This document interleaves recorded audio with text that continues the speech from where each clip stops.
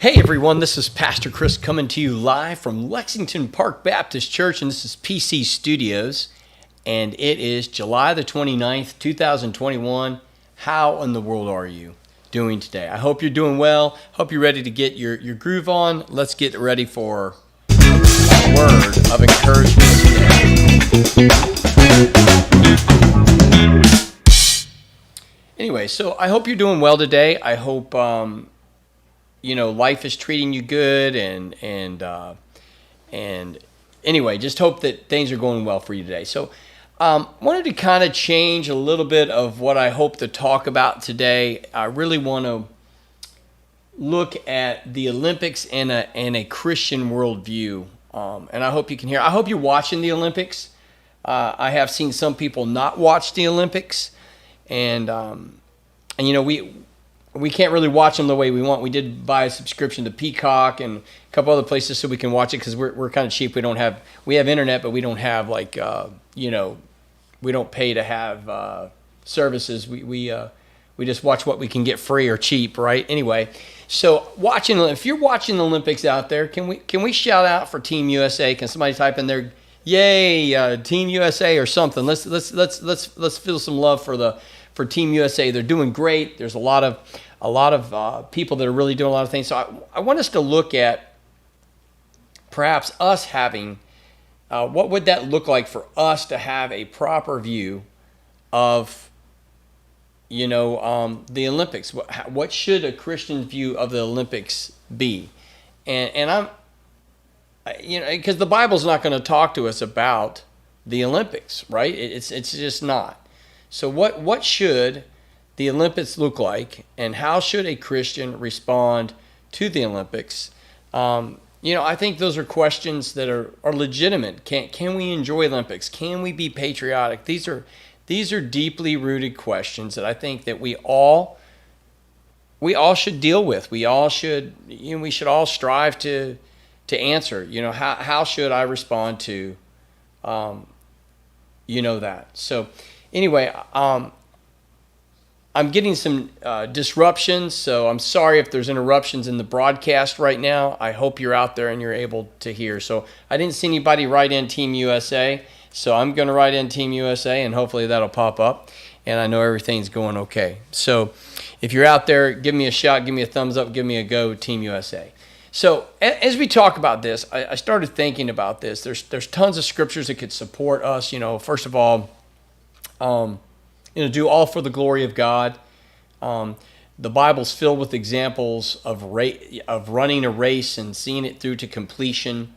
Even Hebrews chapter 12, we're surrounded by a great cloud of witnesses, and this is talking about Christian faith. So Paul uses these Olympic aspects to connect to our faith. So I think the Olympics can give us a thing of our faith. And I really wanted to come back and talk about this today, give you a few scriptures, then I want to do a couple discussion points. First of all, is the fact that the Bible does tell us also to rejoice with those who rejoice. That's Romans 12:15. And mourn with those who weep with those who weep, or mourn now. I know it's not talking about athletics here, all right? So, but God's given us sports. God's given us athleticism. God's given us things like Olympics, where we can compete in fair ways and make rules and strive to do things with excellence. I think that all is very fitting for God. He wants us to have fun. He wants us to enjoy life. And so I think in those aspects, the Olympics are good. It brings the world together in a moment in healthy competition. We don't have to be as conflicted. And so I think there's a lot of beautiful things that can come out of the Olympics that a Christian can support. We can be proud of our nation. We can root on our team. We can see these athletes compete and do things that just are fabulous. From shooting, listen, there's gun shooting to archery to swimming to gymnastics to biking to rowing, beach volleyball and volleyball. It's amazing. The skateboarding this year, it is amazing to watch. And it is amazing to see these athletes compete. They support each other.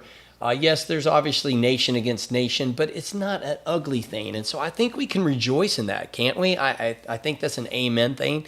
And I think from that grounds, not that I'm trying to, we can have a biblical worldview of the Olympics, and I think we can go Team USA, and it's a good thing. So I hope you're watching it. We're winning a lot of gold medals, which is great.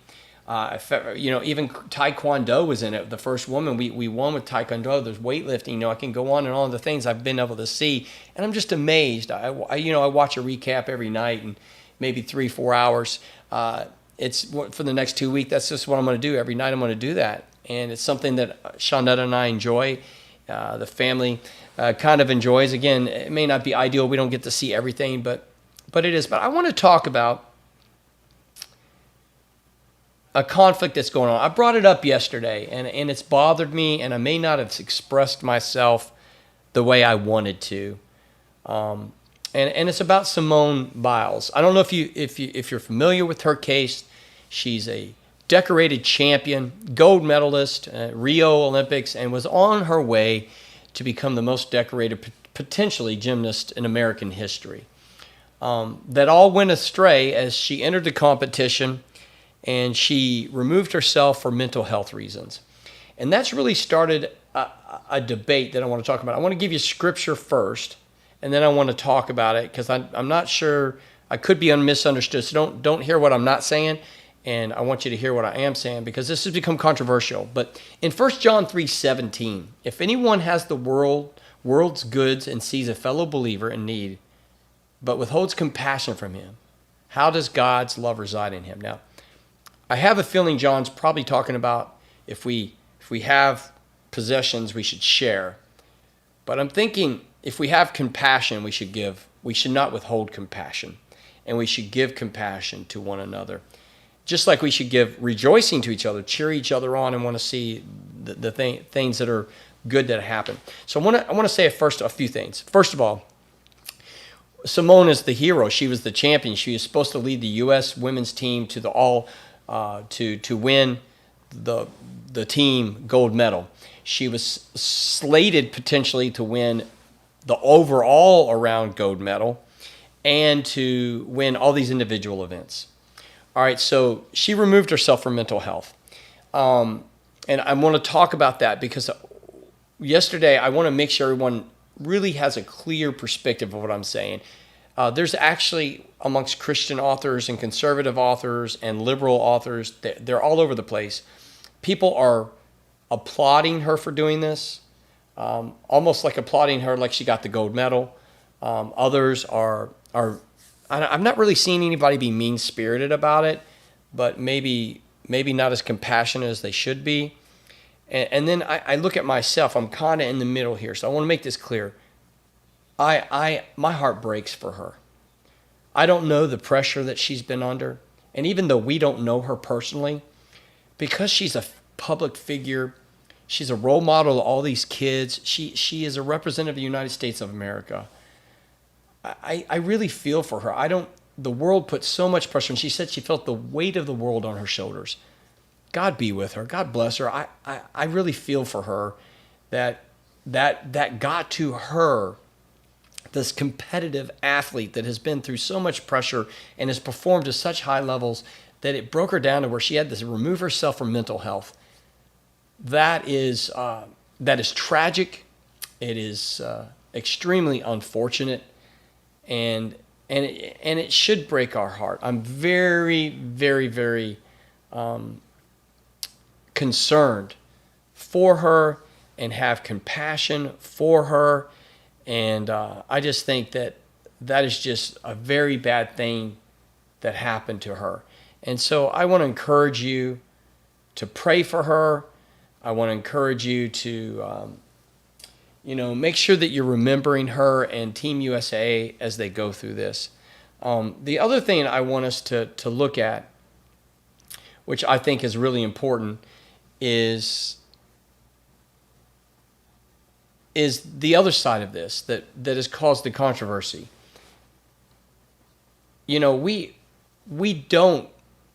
I talked about quitting yesterday, and I don't think it's fair to say she's not a quitter. She's a champion. So don't take my words wrong there. I hope you understand that. She is a champion. But people applauded that, and it's almost like we're applauding the fact she quit. And we don't want to see kids quit. To start to play the piano, it's hard for her to start to. If she had said, "Mom and Dad, when she was little, gymnastics is too hard for me, I'm going to quit," that would not have been a good thing either, right? That would have been a very bad thing. So we want to make sure we separate these issues of compassion for the pressure this young lady's been underneath, cheering her on, hoping she gets well and she's able to overcome this. And now she's going to have to live with the decision she made to remove herself from the Olympics. I mean, forever and ever, will she regret that? So I see in her future some tough times on that aspect too, because she is a competitive athlete. And, she's been through that sex scandal that happened with the Olympics and that abuse, and she's been through a lot. So I think we need to have great compassion, but we need to separate that compassion from almost celebrating her removing herself. I do have great sympathy for her and compassion for her, and I am glad. I wish she had removed herself earlier, because I think she probably felt this weight before she ever got to Tokyo, and that took a slot away from another athlete. So I see that side of it too, and I think that's disappointing. I think it's disappointing for her, and I'm disappointed for Team USA for that too. But here's the good news. Simone's going to be surrounded by love, and she's going to get the help she needs, and we need to do that. We need to support that. And here's where I want to focus. When it got tough, her team didn't quit. Her team supported her decision, and they moved on. Even though she was supposed to be the one that was supposed to champion them to that. Listen, our U.S. team girls went and got the silver medal. And then, this is so awesome. And then one of our own girls that would probably not, Sunny Lee, ends up winning the gold medal overall gymnast of the Olympics. So Simone's decision, God bless her, and I feel for her, motivates Team USA to get the silver medal overall, and then this one girl gets the chance. And maybe it wouldn't have happened if Simone had been in it, but she rises up to the moment. And what a not an underdog, because they're all champions, right? But what an opportunity that presented itself. And we need to celebrate that and rejoice in that, but we need to celebrate in all the victories. Listen, I'm watching, it's given me a little bit of pride in my nation again, because I'll be honest with you, it disgusts me when I see athletes use the Olympics or their sports for agendas to promote things that I think are anti-American, the gay agenda, wokeism, all those type of things. It's troublesome. I know some of the athletes have done that at the Olympics. Some of them do that in their personal, when they represent their team that they play for, and some of them decided they're not going to bring that to the Olympics. I applaud that. I thank them for that. Others have brought it to the Olympics, but for the most part, when you see them win, and when you see the pride in their face when the anthems played, when they had that gold medal and they said it did this for the USA, but they also did it for themselves. But when you think that they're representing us and saying, and they have pride, that gives me pride. That reminds me that maybe the Olympics can be a healing balm for the divisiveness in our nation. I don't know that if it will or not, but I hope and pray that it will be good for our nation. So I just want to remind us as we watch these athletes, let's rejoice with them. And let's mourn with them in their loss. Listen, all that work and their effort into that moment, and they lose by a hundredths of a second. They don't qualify or don't get a medal, or they know I got another 4 years, I have to come back, or I'm too old, I'm not going to be able to come back. This was my last chance. So there's some mourning there too, but there's also that pride of rejoicing in their nation and representing their nation. I saw, I think it was Madagascar. They had never won a medal ever in a swim meet. They did. I think it was that country. It was kind of fascinating. And he was so excited, and I was excited for them. They beat the Americans, but I was excited for him because he brought home that medal that had never been. I mean, what an exciting opportunity to see happen, something like that in that moment. But to also see this gymnastics thing even though it's got some controversial aspects to it, and I disagree with the celebration of it, but I agree with the compassion of it, but then see it catapult others to victory and to bring the best out of themselves, man, that is just awesome stuff. And I think we need to rejoice in that. And I think we need to remember the Bible tells us that for Christians, we need to have compassion towards other people. I think sometimes we can be mean or get caught up into it, and I didn't want yesterday's talk to be construed with that.